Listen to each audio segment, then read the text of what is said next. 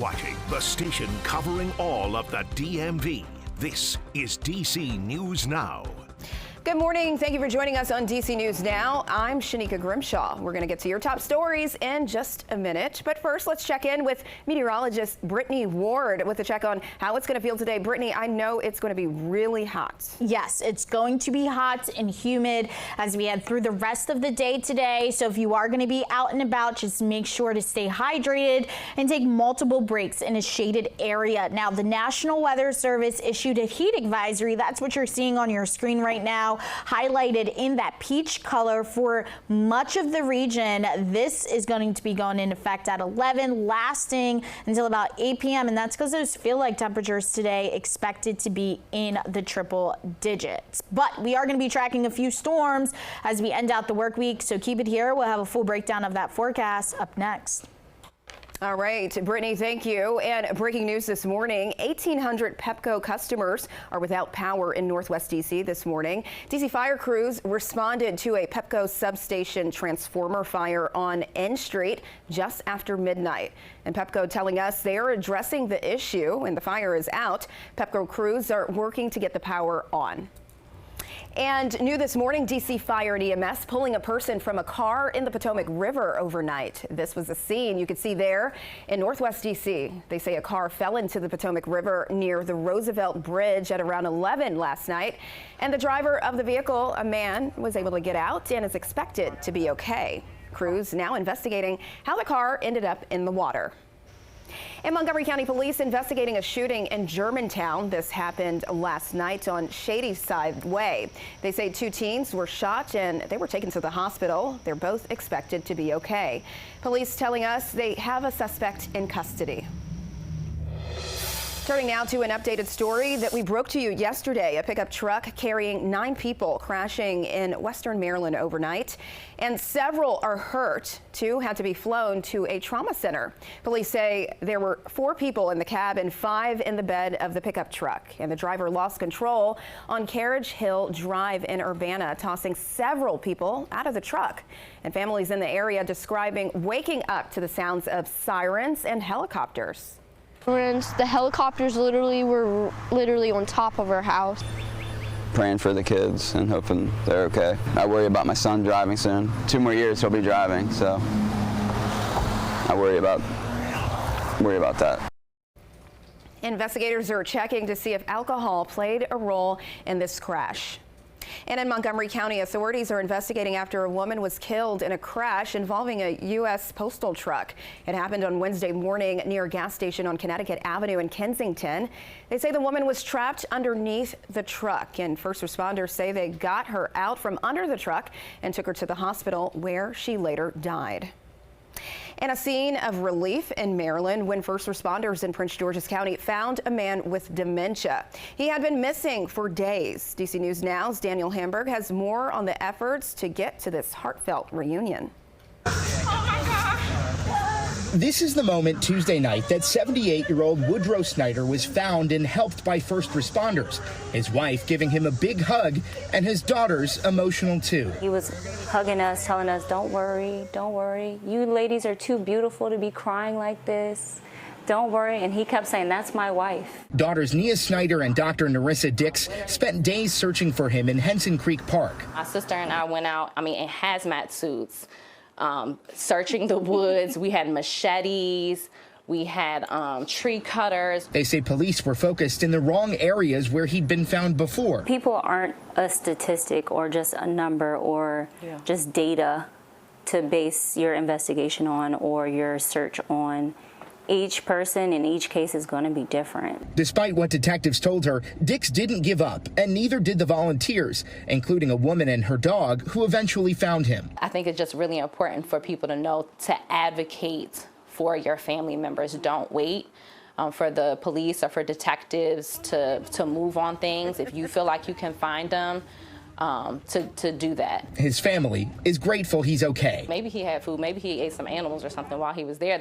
We'll never know what he was doing on his great escape, but he put us through it.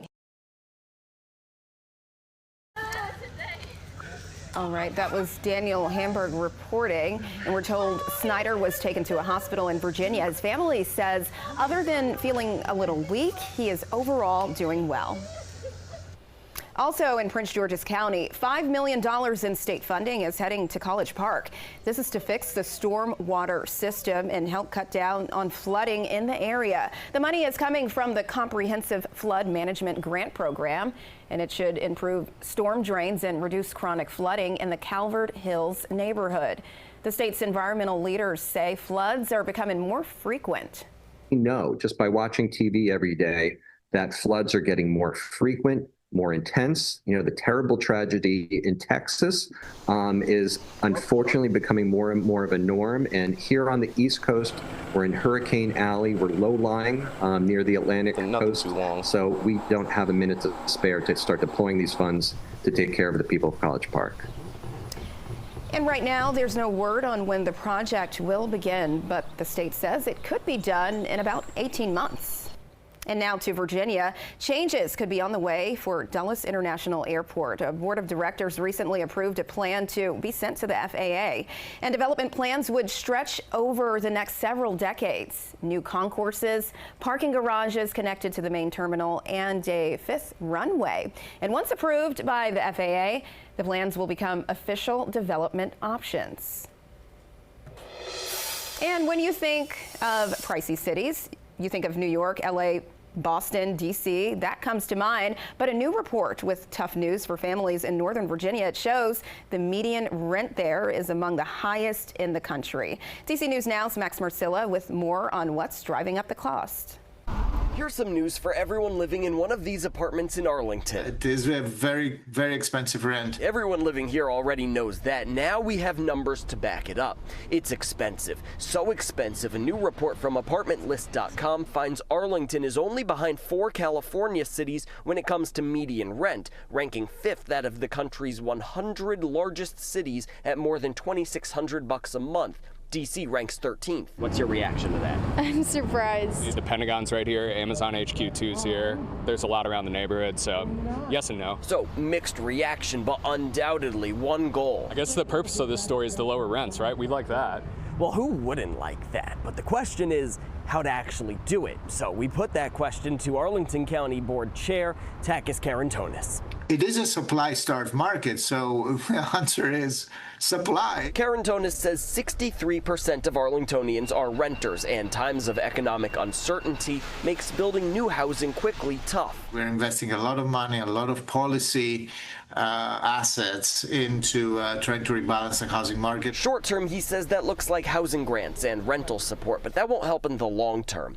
He hopes the county's missing middle plan is an answer, but it's stuck in the courts and has been the source of plenty of opposition. Places where, for example, you could only build a single household home, now you can build more households. Here's more of that bad news, though. Broker Will Wyatt doesn't think this trend will reverse, citing Amazon's impact and a secondary market lagging behind private sector rentals. Overall, there is a squeeze, and we're seeing that now, where I think we're going to see that for the foreseeable future with where rents are, and we think that rents are forecasted to increase over time. Reporting in Arlington, Max Marcilla, DC News Now. All right, severe weather hitting our region yesterday. You could see many people seeing heavy rain and lots of lightning along with hail. And the storms have even caused some trees to fall in Northern Virginia. And speaking of that, let's get right over to meteorologist Brittany Ward with a full check on the forecast. Brittany, we need a break. I mean, we've seen rain Monday, Tuesday, Wednesday. Today's Thursday. What are we expecting? We're expecting the heat as well as those humid conditions. Yes, we are still tracking some showers later on today. The good news is the coverage will be a lot lower than what we saw yesterday. But let's talk about the heat, because that will be the main story heading into your Thursday. The National Weather Service has issued a heat advisory for much of the area. That's what's highlighted in this peach color, and that's because those feel-like temperatures this afternoon expected to be in the triple digits. So if you are going to be out and about, just make sure sure that you are staying hydrated. Looking at the rest of the day, those temperatures start to rise, getting into the lower to mid 90s throughout the rest of the afternoon. Notice you'll start to see a few showers and storms begin to pop up by midday. It's going to be hot as well as breezy, but those feel like temperatures, that's what you really want to look out for. Lunchtime, it's going to feel like the triple digits here in DC. And then as we head into about 4 o'clock, still going to be seeing those triple digit heat index values across portions of the region. So again, take it slow.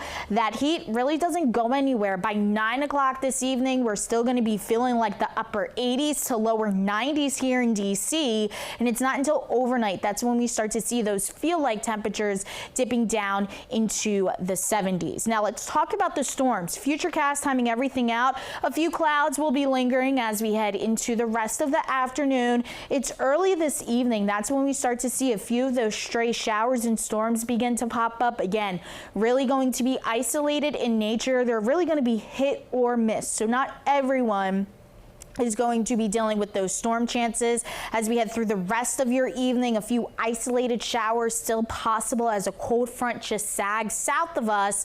And then tomorrow morning, we are going to be kickstarting your Friday off with mostly cloudy skies. It's going to be a mostly dry start, but then we do it all over again. Showers and storms expected to return to the area by your Friday afternoon. Some of these showers and storms could be on the stronger to severe side, with the main threat being those damaging winds. So we did issue a DMV first warn day as we head through your Friday. A quick look at that 7-day forecast today. It's going to be hot, it's going to be humid, and it looks like storms remain in the forecast through the weekend. All right, Brittany, thank you. And this is pretty cool. Check this out. A heads up for some parents in Maryland. You can now track your child's school bus. Prince George's County rolling out an updated app showing you where your student is and when the bus will arrive at the stop. DC News Now's Tim Reed shows us how the technology is giving parents some peace of mind. When classes get underway this fall, parents will be able to use a new school bus tracker app called Chipmunk. School officials tell us it's going to be a lot better than the older version. Oh my God, last year was very frustrating, as you know. Phyllis Wright says last school year was a disaster. She had longer waits for her 2 daughters' school buses to arrive at the bus stop. The older app called Stop Finder had lots of problems. You know, a lot of times the parents couldn't get on, I couldn't get on, so I even stopped trying because every time I would try to get on, they would say they was having difficulty with it. The school system is replacing Stop Finder with a new bus tracking app. School leaders say Chipmunk is more user-friendly and is a better app to allow parents to know where their kids are, and longer wait times should not be an issue. One of the first things I talked about once I got elected to the board was some of the inefficiencies with the app, parents not being able to communicate with the app to be able to find their children. So the district is responding directly to parent concerns around getting their children to school safely and timely, and so I think Chipmunk's going to do that.